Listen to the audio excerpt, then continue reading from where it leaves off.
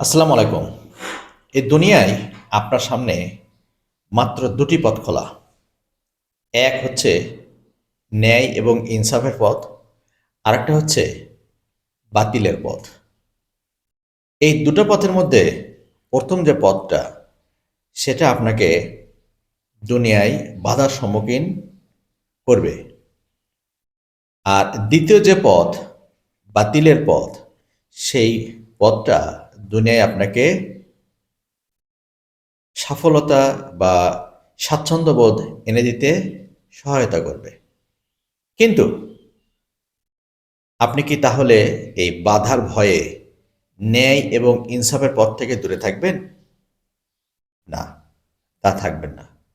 আপনাকে ন্যায় এবং ইনসাফের পথে থাকার চেষ্টা করতে হবে।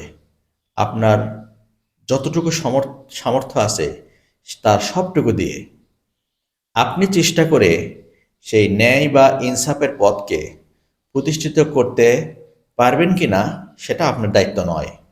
আপনার দায়িত্ব হচ্ছে সর্বাত্মক চেষ্টা করা, ন্যায় এবং ইনসাফের পথে থাকা এবং ন্যায় এবং ইনসাফের পথকে প্রতিষ্ঠিত করার চেষ্টা করা। বাকি দায়িত্ব আল্লাহ তাআলার।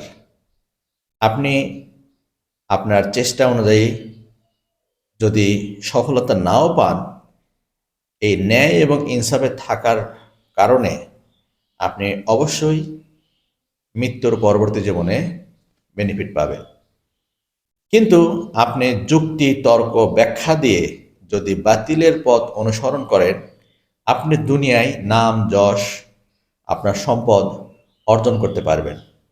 কিন্তু আপনি কি ভেবে দেখেছেন যে আপনি যেই সম্পদ অর্জন করবেন বাতিলের পথে থেকে, তার কতটুকু আপনি ভোগ করবেন?